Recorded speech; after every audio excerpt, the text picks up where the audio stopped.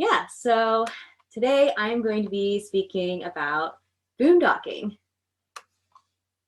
My wife Natalie and I, we've been living in our van for 2 years, driving around North America, and we've only paid for a campsite 3 times. That's right, that's 727 nights that we've camped for free. How is that possible? You might be wondering. We boondock. Boondocking is absolutely our favorite way to camp and to live as nomads. And I am so excited to be sharing my knowledge and experience on this topic today with all of you. So let's get into it. What is boondocking? Here's a little photo of me in my van. So what is boondocking? If you're new to the camping scene, there's a pretty good chance this is the question that's rolling around in your head right now. Boondocking is off-grid camping or camping outside of developed campgrounds or RV parks. It involves heading into the middle of the wilderness, the boonies, if you will, and setting up camp. It's a quieter way of camping, one that often lands us in beautiful destinations for days or weeks at a time. It also means camping without amenities, without luxuries, without electricity, water, or sewer hookups. It could also mean that you have the luxury of camping without a neighbor in sight and with some absolutely gorgeous scenery right outside your window. And it also means that you could be camping for free, which is something that we can all appreciate. All right, so let's go over some of the terms of boondocking. There is some other names for it that you might hear, like dry camping. Boondocking is also called dry camping, dry because there are generally no water services available. That's something you really have to provide if you plan on boondocking. Other terms might include primitive camping because you're out in a primitive area, so nothing around, out in the wild. Again, wild camping. These are all other terms for boondocking. Dry camping is going to be the one that you'll probably hear the most often, but other terms to look out for are primitive camping and wild camping. Another term you might hear is dispersed camping. Generally, this applies to boondocking in the forest. And again, it just means camping outside of developed campgrounds. Now, another term that you might not have heard of is wallydocking. Staying overnight in parking lots like Walmart is technically dry camping, but we call this wallydocking or simply overnighting. I really like wallydocking because it's kind of cute. And honestly, while it might be dry camping, it doesn't really capture the essence of boondocking, but if you are a full-time nomad like myself and my wife, you'll probably do your share of wallydocking. It certainly goes a long way to extend your budget while you're on the road.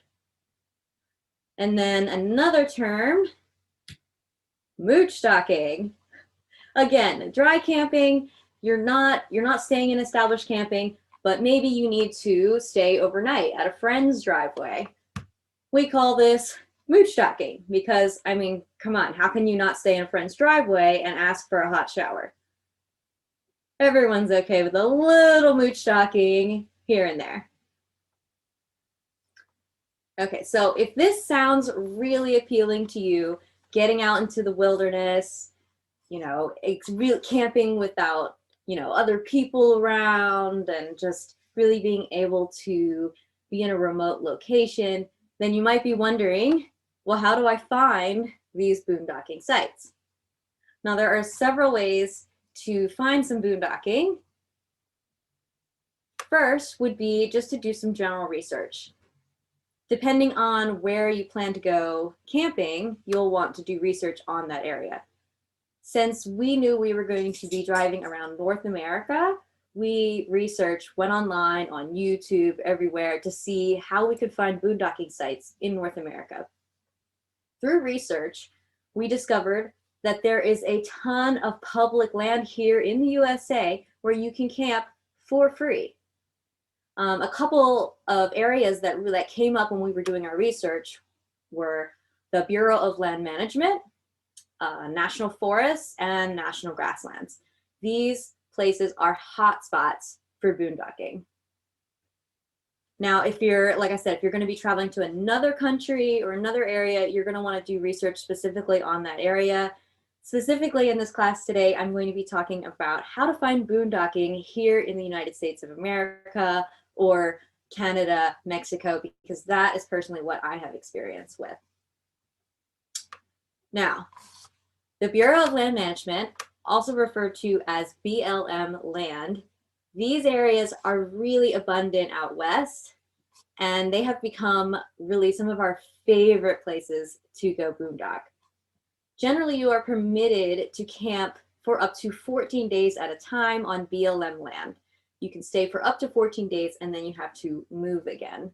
This is amazing because if you are going to boondock, you're going to want to stay for a long time because sometimes it is a process to get out there. We're going to be going more into that later. But these locations can be very remote and they're very beautiful. Now, national forests and national grasslands across the USA allow dispersed camping as well outside of developed campgrounds. However, the rules can vary from national forest to forest, so it's really important to check the rules ahead of time. For example, some national forests we've been in have allowed you to camp up to 14 days at a time, while some have limited it down to 7 or 3 days. And there's been others where you can camp up to 21 days.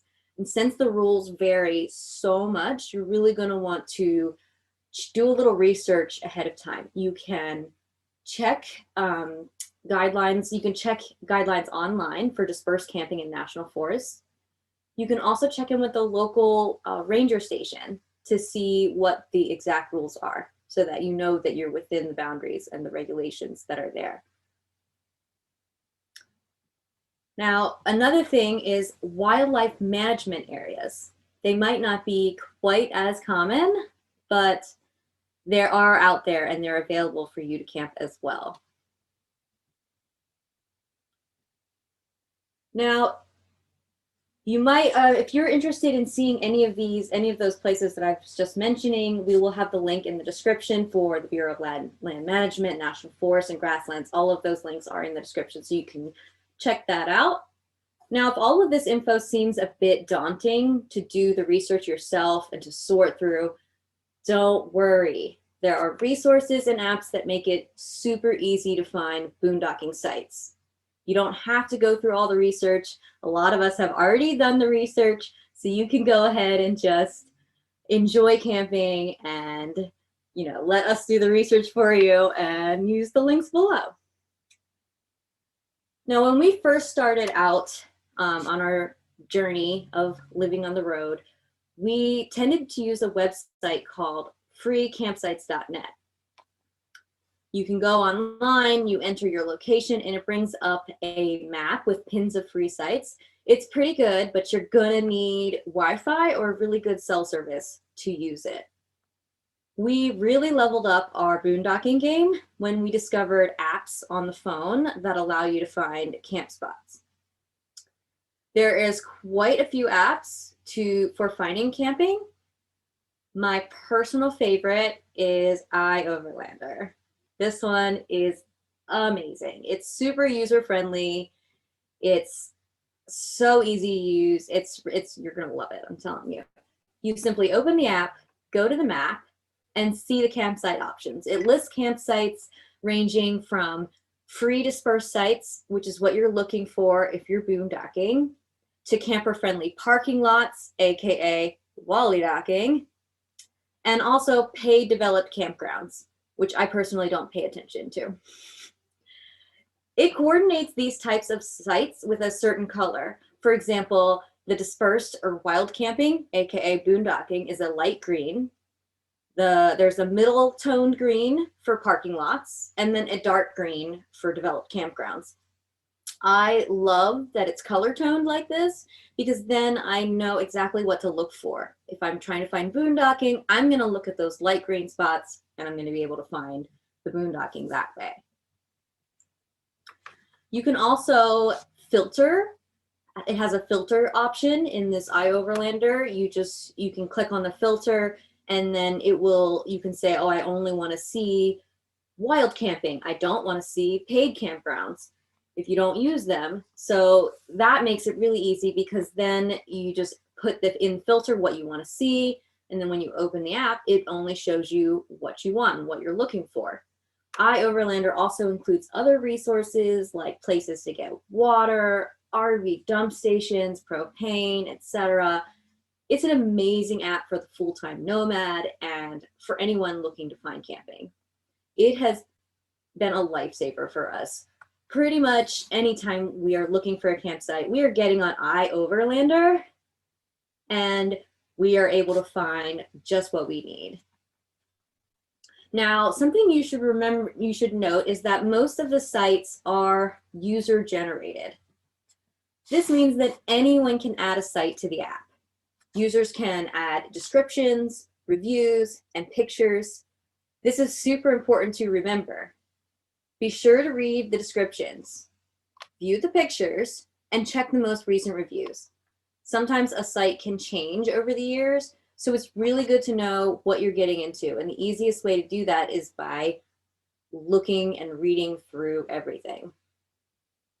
Now, specifically for us, it's good to look at the reviews because sometimes the site can change and not be available anymore, or maybe you're looking at the pictures and it just doesn't look like a place you want to go to, so always check. Now, some other sites or apps that you can use to help you find camping are Campendium and Park4Night. I personally don't use these as much as iOverlander, but I have heard from nomads in Europe that they really love Park4Night, and it's really helpful over there. And there's also been a handful of times when I have found a boondocking or free campsite on Campendium that wasn't listed on iOverlander. So it's really important to maybe go between the different ones, the different apps, have them all on your phone and ready to go. In my personal experience, I have found that iOverlander generally has more options than Campendium or Park4Night, but depending on where you are located, you might have better luck with one of the other apps. So definitely look into all of those for sure.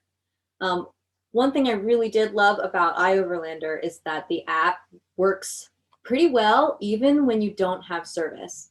If you're going to be boondocking, a lot of those sites do not have a very good self-service if they have it at all. So this is something you'll definitely want to take into consideration. So we've used this app while traveling US, Canada, and Mexico, and it's just been a real lifesaver, and we found spots in all of those places. Next, you'll want to think about how you're going to prepare for boondocking. Now that you know how to find these boondocking sites, you got to really, really think about what you're going to do when you get there. Remember, boondocking means off-grid camping.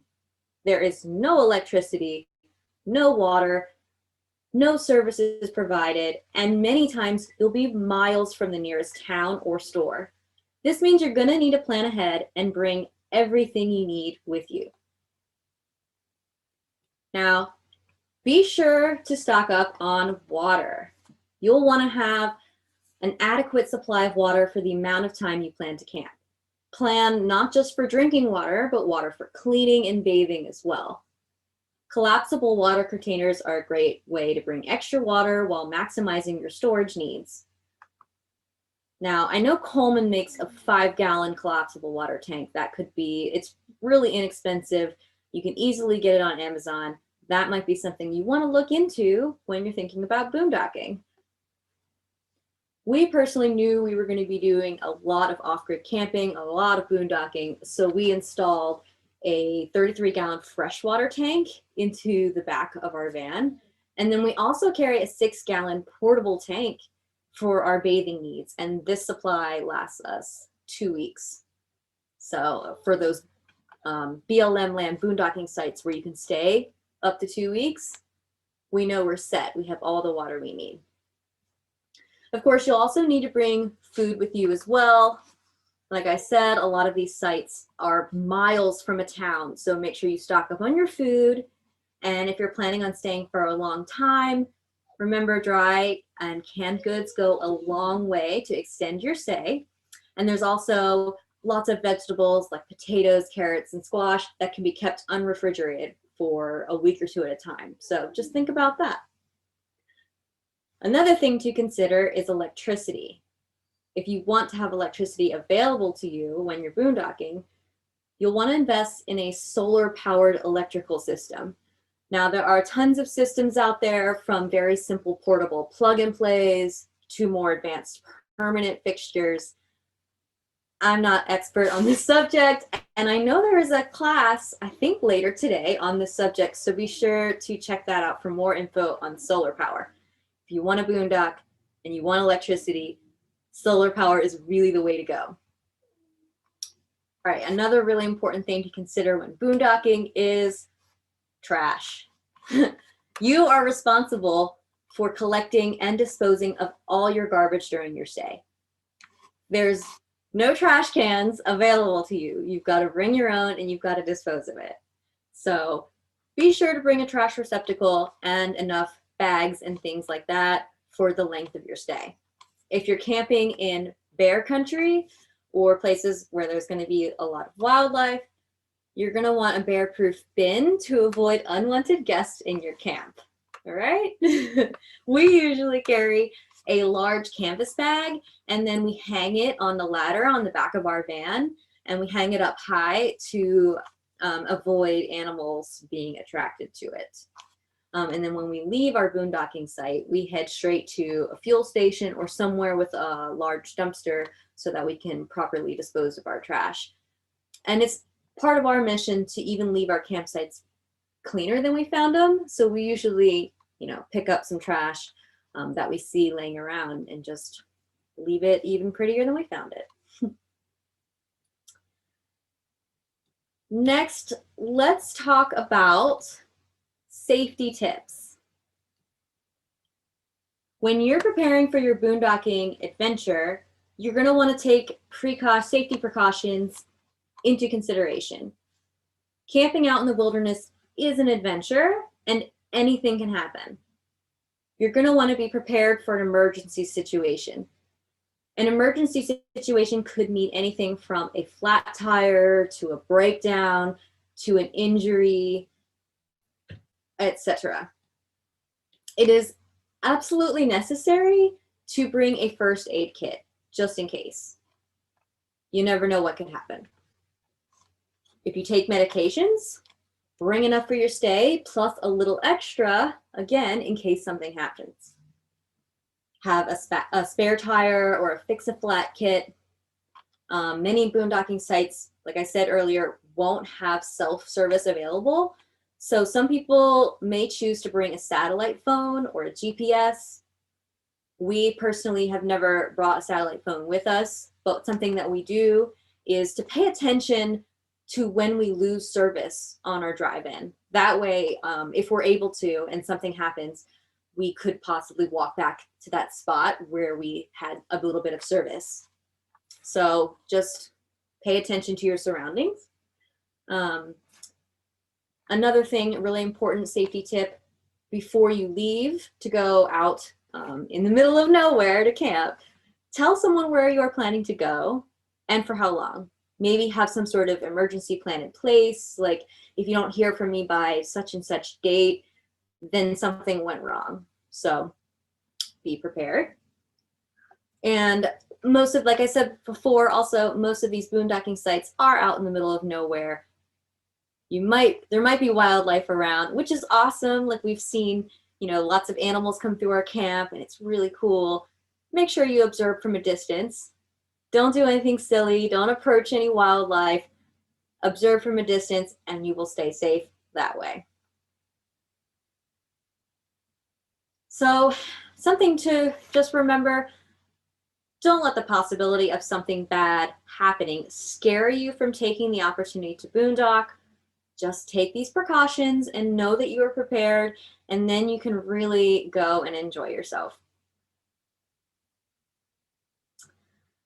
Now, let's move on to some general tips that will improve your boondocking experience. Most boondocking sites are down a long dirt road. Most of these roads are doable for all vehicles, but it will be a slow, bumpy drive. There are some that are high clearance or 4x4 roads only. So you're going to want to do your research, and if possible, read reviews on the apps like iOverland or Campendium, Park for Night, to make sure that your vehicle is going to be able to make it down the road. Plan to get to camp early. Since you're going to be driving down dirt roads without lights, it's going to be difficult to see in the dark. Also, you'll want daylight to properly choose your site and set up camp. It would be a huge bummer to arrive in the dark and set up, only to realize the next morning that a better view or better site was just a little further ahead. Have a plan B and be flexible. It's possible you'll get to a site and it doesn't work out. Always have a backup plan and be flexible about having to change at the last minute. For example, we chose a spot on iOverlander that looked great for boondocking. We arrived only to see brand new no camping signs. So we had to go with our plan B, which was another free campsite that was 30 minutes away. We were happy we left early, so we had plenty of daylight and time left to get to this other site. And it actually ended up being a really beautiful, lovely site. So it worked out really great, and we were happy in the end. Another tip, avoid arriving on a weekend. Boondocking is becoming more and more popular, so you may not be the only one headed out into the wilderness to camp. Weekends can become busy. If you can, try to arrive on like a Sunday afternoon through Thursday so that you have more options to choose from. We had to learn this the hard way more than once. Last year, we made the mistake of heading to a BLM land site outside of Sedona, Arizona on a Saturday. No, big no-no. There was literally no space left to camp. Every single available spot was taken, so we had to turn around and head to our plan B spot 45 minutes away. It was a real bummer. We have always had better luck when we arrive to a site early or midweek. And lastly, be open for an adventure. Unlike developed campgrounds, where you make a reservation and know exactly what you're getting into, boondocking is an adventure. Being open-minded and flexible will go a long way into making your boondocking experience more fun. Last year, we were boondocking in the White River National Forest in Colorado. Excuse me, Abby. Yeah. I need to let our participants know that now is the time they can send you some questions.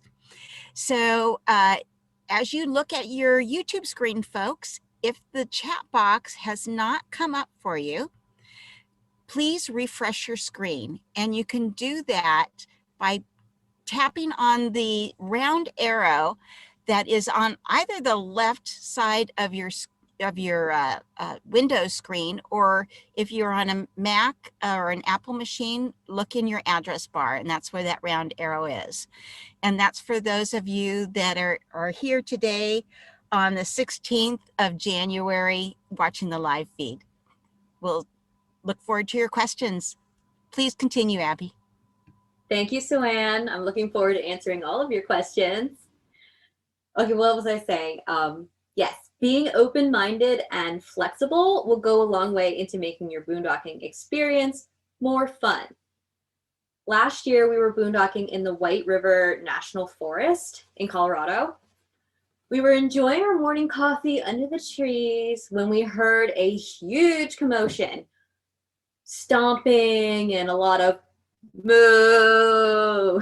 The sound got closer and closer, and then a huge herd of cattle appeared, along with people on horseback and herding dogs. They all came trotting down the road and came right through our camp. It was really cool. it was a sight to see and a pretty cool experience. Check out the cows. This just goes to show you that boondocking, it's more than just camping. It's an experience. It's budget friendly. It's our favorite way to see the world, really. You can have so much adventure and so much freedom to just be living out in the middle of nowhere, as long as you prepare and you're open-minded and ready for the experience. It really will make your travels and your life on the road more of a story to tell later. I definitely recommend boondocking for anyone looking to have an adventurous experience camping out in nature. You're going to be rewarded with just beautiful scenery, peace, solitude, and so much more. There's definitely pros and cons and things to weigh out, but overall, I think you're really going to love your boondocking experience, and I really hope that some of these tips help you to get started on your own boondocking adventure. Thank you so much, Abby. That was great. I love your energy. Thank you. So let's get started with some questions. So Jack Bauer asks, what is your favorite place or site to boondock? Oh my gosh. It's hard to narrow it down to one exact place. There's just been so many. Okay, maybe my top three. Okay. One, I would say the mountains in Colorado. There was a site on, I think it was called Last Dollar Road, that was so beautiful and so amazing. Let me see, I have a picture I can share. This spot, it just made you feel like you're part of something grand and beautiful and big. And I couldn't believe that we could stay here, right here in this mountain landscape, completely for free. And we had the whole place to ourselves, and we just felt like we were on the edge of the world, and we couldn't believe it. So I think that spot's up there. And then Baja, California in Mexico. A lot of us nomads will head there in the wintertime to escape the cold. And it was absolutely one of my favorite top places to go boondocking. There's so many places where you can pull up on the beach and park. And if you're there at the right time of year, I think around February, the whales come by and you can be sitting, looking out your window or sitting just outside your home and watching whales go by. And it was really easy to find boondocking sites there using iOverlander. So yeah, Baja, Mexico for sure. Yeah. Okay, very good. Jim Donahue asks, besides cost, what are the other benefits of boondocking? I think, besides it being besides it being free, I think just knowing that you can live self-sustainably, like you have everything you need with you. You don't have to rely on the grid, on anything. You know that you can live off grid. You're self-sustaining, and I think you feel it empowers you in a way. And so I think knowing that you can do that, it's unbeatable feeling for sure. Yeah. Totally agree. Okay, Terry J asks, have you ever felt unsafe boondocking? If so, how did you handle it? That's a good question. For the most part, I would say when we take safety precautions, we felt pretty safe. There has been a few experiences. There was one instance when we were boondocking, but we weren't alone. We had some neighbors. Like I said, it's becoming more popular, so the possibility of you having neighbors is there, and you never know who you're going to be parked next to. And we actually heard somebody get shot. Ooh. And that was a very scary experience. But our lives weren't threatened, and we had, a plan in case something like that would happen. So we just went with our plan, and we were fine. So you might have an instance where you might feel a little unsafe, but have a plan, take that plan, and you'll be fine. Yeah. What was your plan in that instance, may I ask? Oh, our plan was to bunker inside of our van, lock the doors, and kind of trust our gut, go with our instincts. Like if our instinct was let's lock our doors immediately, that was our immediate plan. And then if we were to keep feeling more threatened, then we would drive. Even if we had to leave our stuff, we would just leave. Yeah. Good plan. And we always keep our front driver's seat clear. We make sure when we go to a campsite, we're pulled in to a way where we can just leave. We don't have to back out. So we back into the site so that we can just pull out. So we knew we could get away if needed. So we felt safer knowing that we could get away. Thank you. Okay, Eric SUV asks, can you go boondocking without solar? You can, yes. Now, like I said, the solar will really help you to camp off grid, but it's not the only way. I know some people use generators to have electricity. So if you need electricity and you don't have solar, you can use a generator. That's fine. Also, sometimes, what if you don't need electricity to live, really? You can use old school primitive methods with like fire for light. Go to bed when it gets dark. I mean, you don't need electricity. You don't need solar. It's more of a luxury. Do you want to camp off grid primitively?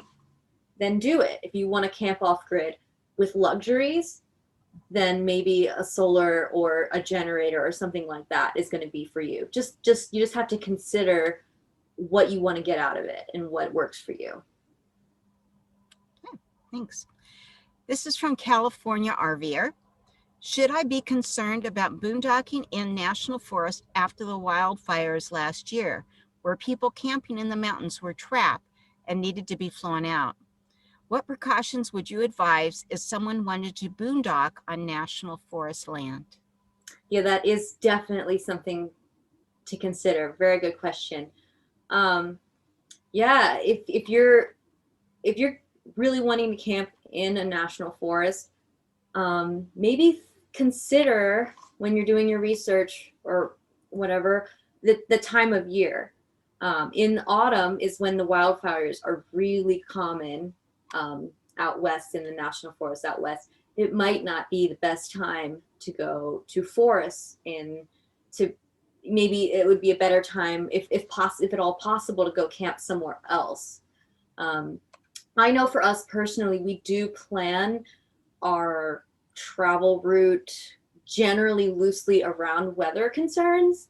So we will go north in the summer, south in the winter, and we will avoid places where wildfires are common, just in case of emergency, for sure. Maybe if you don't have the option to plan around it, then you need to have an emergency plan in place for that kind of thing. And if it is dry season, don't make a fire. You need to check with the ranger, the forest stations, to see what kind of restrictions are in place. We've traveled a lot of places, and even though we might have wanted to make a campfire, it's against the rules because there's high winds or because it's just if there's been a drought or whatnot. You need to do a little research and know what you're getting into. So if it's really important for you to have a campfire, to have that experience, then you're going to have to change your plan if it's in the middle of peak fire season. There's a lot of considerations to be taken into consideration in advance if you want to have a really enjoyable camping experience. Good points. Okay, this is from City Nomad. Is it safer to boondock on BLM land or in the city staying at Walmart Cracker Barrel? I only stay in cities and I'm not sure how safe it is on government land. Thank you for all you do. Yeah, good question. This one is hard to answer without a personal bias. We really love BLM land camping.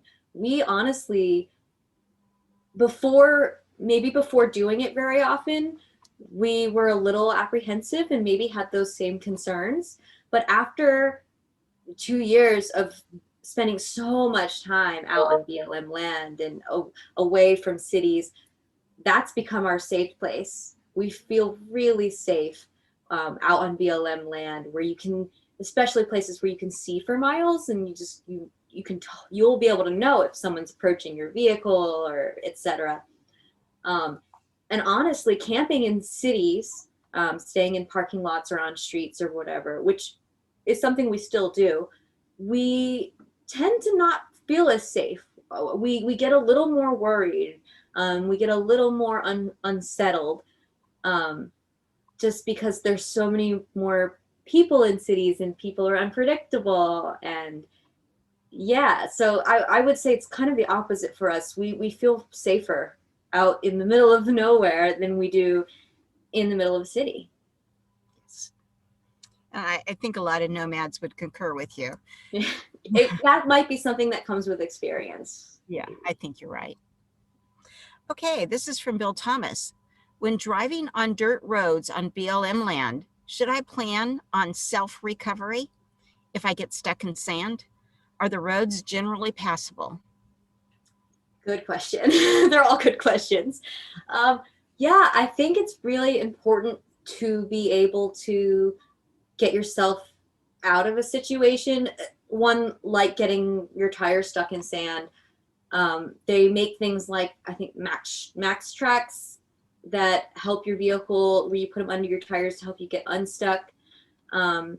It really depends on where you're going. We've found that in our two-wheel drive long Sprinter van, we've been able to get down most of the roads to get to campsites without too much of a problem. It does take some good skilled driving and confidence in your vehicle and yourself, your driving abilities. But I would suggest going slow. And if you're unsure at all, something that we always do is I'm usually the passenger, Natalie drives. I will get out and walk ahead. I'll walk the road and see what we're getting into. If we're all unsure, I'll check. If it looks a little sandy, I'll check. And if we decide to go for it and we get stuck, then that's on us. And we bring stuff to prepare ourselves to get unstuck. That said, we found people to be very helpful. When there's been a few instances, especially in Mexico, we got stuck in the sand, and we had some people help us out of that situation. Yeah, so don't be afraid to ask. It might be that you don't see someone for a while. You know, that's the thing when you're going to these spaces. You might be alone for a while, but if someone drives down that road, don't be afraid to ask for help if you need it. Yeah. Okay, very good. Okay, Don Adams asks, where is the best place to find paper maps for BLM and National Forest land roads? I like to camp with no internet. I love that. Yeah, getting off grid. I mean, it means being without internet, without cell phone service. I love that. So paper maps are going to help you there. I would say for going into national forests, you can go into the ranger office and they'll have maps there. The Bureau of Land Management also has brick and mortar offices that you can check out, and they should have maps available there as well. You might be able to find maps online and buy them online. I haven't tried that. The brick and mortar offices are usually the way to go to find paper maps. Yeah. Thank you. Okay, this is from Foster Farms. I was thinking of having bear spray with me when I camp in the National Forest. Are bears a problem in many boondocking areas, or am I overreacting? Oh, bring your bear spray. Oh yeah, we definitely err on the side of safety and bring bear spray. We actually have 2 canisters in like different places just in case, especially if you're going into bear country. We've done a lot of camping in Wyoming, which, oh, it's so beautiful. I definitely recommend it. But bring your bear spray. We have not had any problem with bears being in our camp so far, knocking on wood. But just bring it along just in case. I do remember we have been hiking, and we always carry our bear spray when we're hiking, and we have a backpack equipped with everything you might need in case of an emergency. And we've seen bears, both grizzly and black bears, on the trail. So bring your bear spray. Definitely recommend that. Do you have any recommendations for how to keep a camp in bear country? Uh, you're definitely going to want to keep anything food related inside, not only just inside your van, but if you can put it in things that prevent smell, like airtight containers, because you also don't want a bear trying to get in your van. And like I said, with the trash, keep the trash out of the way of bears. I would suggest going onto the National Forest website and checking their guidelines for how to keep a camp in bear country. They have a lot of really good information that I've referred to when we're in bear country. We'll go and just refresh our minds on how to properly store food and trash and things like that. Good tips. Okay, this is from Donna Van Life, who happens to be a speaker later on Yes, hi in Dawn. the WRTR. Hello. Question: how much research do you do into the wildlife when you? I think do you do when you go into the wildlife situation you're heading into, and what methods do you use? In case we encounter wildlife. I think she's asking, when you go into the backcountry, what kind of research do you do and what kind of methods do you use?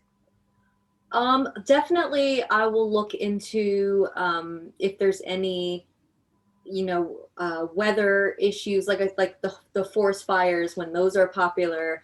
Um, just kind of figuring out what to do, if there's restrictions in place there. And when we got into bear country, we specifically researched that. And like when we were heading into the desert, are there, what kind of critters live here? Are there poisonous snakes?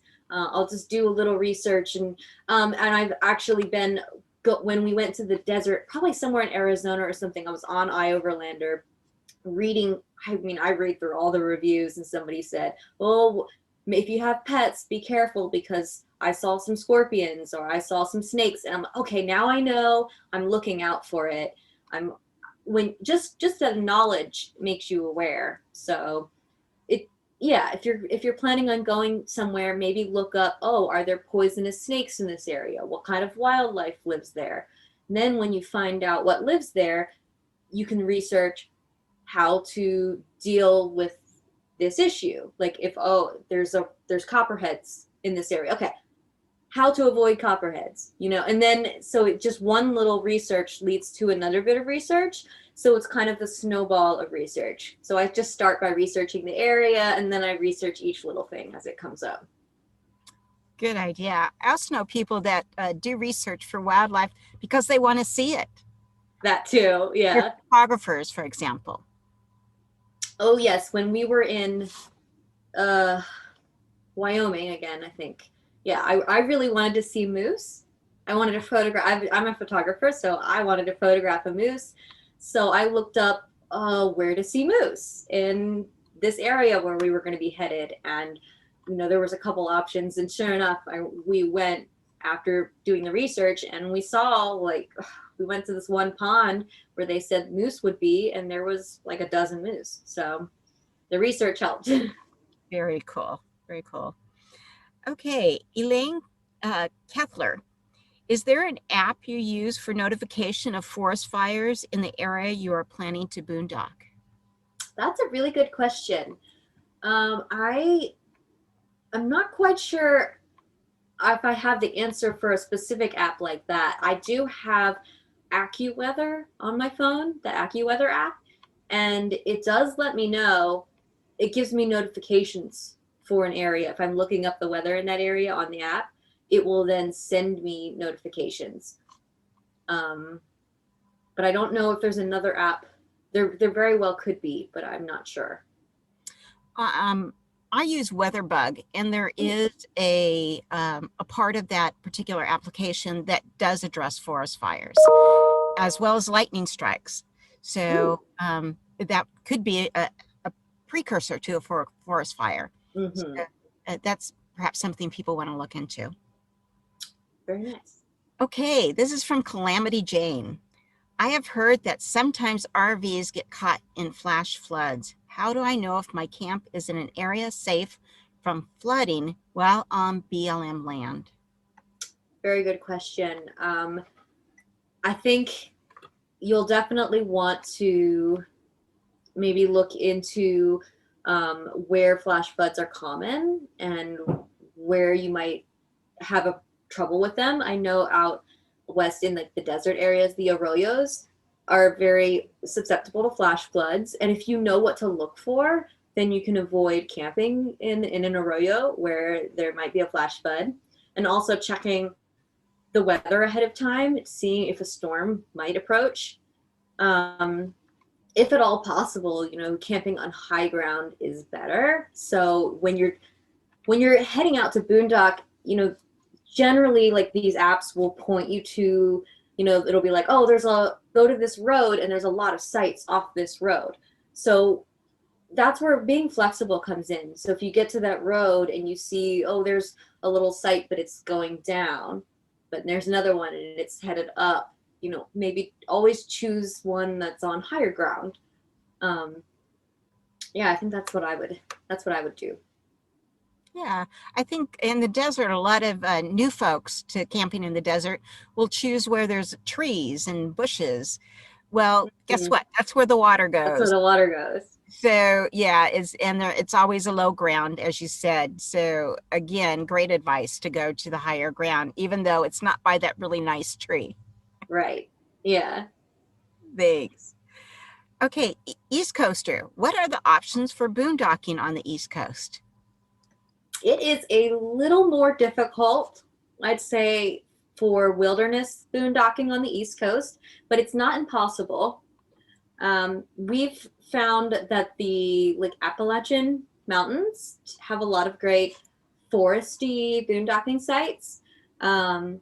Outside of the Smoky Mountain National Park, outside of the Shenandoahs, that whole mountain range, there is a good bit of really pretty forest areas that to camp in. Also, Florida, you might think of Florida and just think, oceans and beach. There's actually a really pretty tropical style forest with national forest with boondocking sites. Yeah, if you're on the East Coast, I would suggest national forests for sure. There are some national forests. You're not going to find BLM land, but national forests have the boondocking available on the East. Yeah. Okay, great. April's Excellent Adventure. She says, hello. Have you ever gotten to spot that had a huge amount of insects? Once I found a beautiful spot, but I was chased out by bees. Oh yeah, that insects are a problem for us living in our vehicles for sure because they make everything a little unpleasant, unfortunately. One time we were on a beach in Louisiana and we pulled up. We're like, oh, look at this. We're camping right on the beach. I think this was in our first 2 months of being on the road. We're like, oh, we're camped on the beach. This is beautiful. We love it. And then it started to get dark and the mosquitoes came out.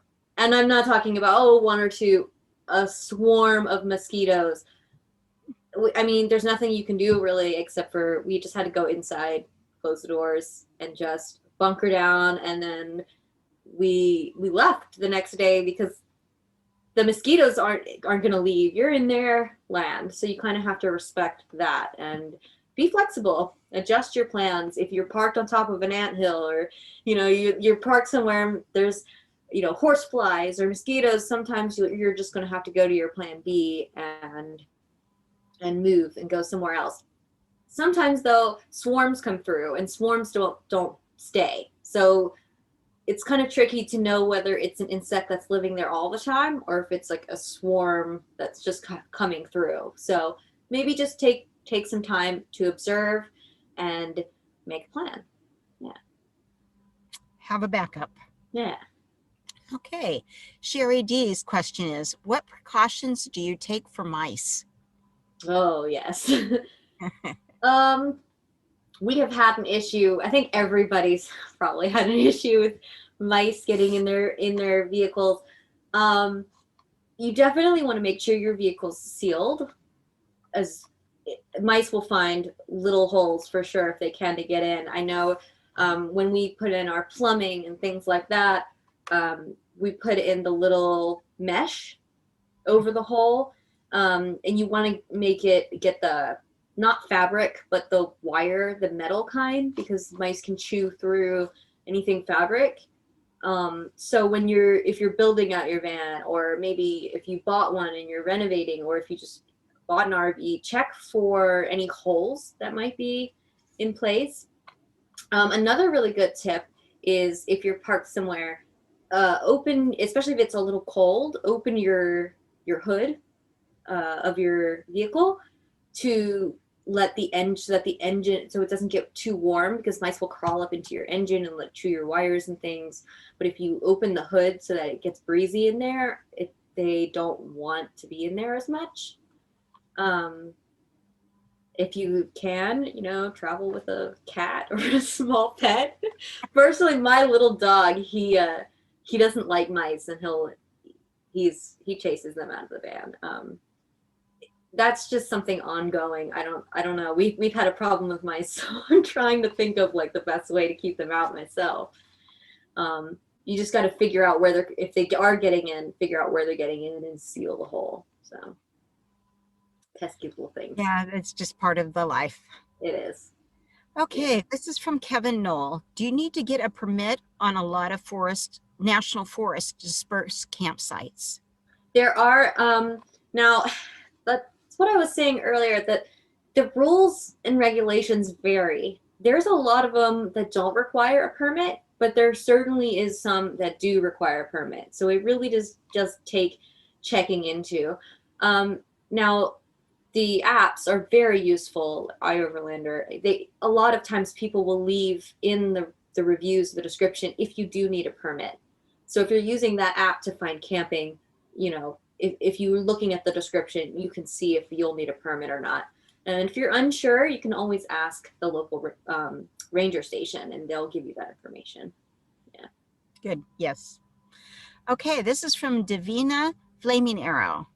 What advice do you give to newbie boondockers who decide to leave their location, but someone is following and following and following them? So you're leaving your site. I would suggest, if you feel like someone's following you, then you're going to want to get somewhere maybe where you're not alone. So maybe head to a nearby town. And if you really feel like you're being followed, maybe drive to a fire station, or drive to a police station, or to the forest ranger station. Go somewhere where there's maybe an authority, and maybe even that, just seeing that you're going to an authority, they will stop following you. Or you're going to want to go somewhere where you're going to be able to tell somebody, or just have some other people around you that might be able to help you out. Good advice. Richard Foley asks, are the rules different for boondocking in Mexico and Canada? I don't know if they're different. They are. It is a little different. My boondocking experience in Mexico and Canada. In Mexico, it was very easy to boondock. There aren't as many rules and regulations there. In Canada, there are more rules and regulations, so that's definitely something you're going to want to consider. It depends on where you go, for sure. Just know that for sure Canada, you're going to have more rules and regulations, and you're going to want to check those out. In Mexico, it's very, very easy. Okay. So the basic rule is, before you go, check it out. Check it out. Yeah. Miami Sammy asks, have you ever needed chains for your rig? We generally avoid the cold weather, so we haven't needed chains. So, I mean, if you're into snow and snow sports, and if you're planning on doing some of those types of activities, then you're going to want to have chains on hand. But we haven't ever needed chains, and we don't carry them because we just avoid that. If it starts to get cold, we leave. We head south. The benefit of wheels. Exactly.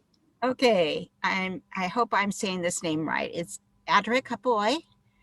Abby, while boondocking, have you and Nat ever had any negative interactions with law enforcement?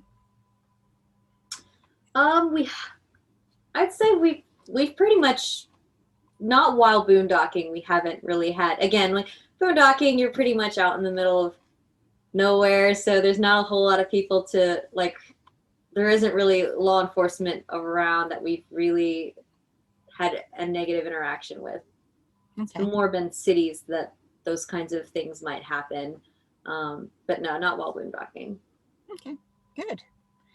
Our cook asks, are there any apps that tell you where the ranger stations are located?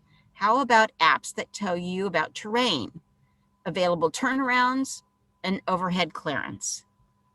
Yeah, I wish there was an app where it gave you, oh, I'm in a, class A RV. Can I go to this boondocking site? Or, I wish it were that easy. Again, I'm just going to tell you to read the descriptions and the reviews. A lot of the time, people in the reviews will say, I'm driving such and such a vehicle. I made it down to this site okay. So if you're in that kind of vehicle, you can. People will also say, you're not going to make it in a bus or a class A because there's nowhere to turn around. Or they will say, oh, you could totally make it because there is. So I wish there was an easy app, but you just got to read through all the reviews. Yeah, it's just reading through and researching where you're going to go is just part of the game out here. It's part of the process. Yeah. Thank you, Abby. Your presentation and your answers were delightful. I really appreciate you being here. And I want to invite everybody to go check out the description down below, and you'll see Nat and Abby's YouTube channel called Let's Play Ride and Seek. Yes.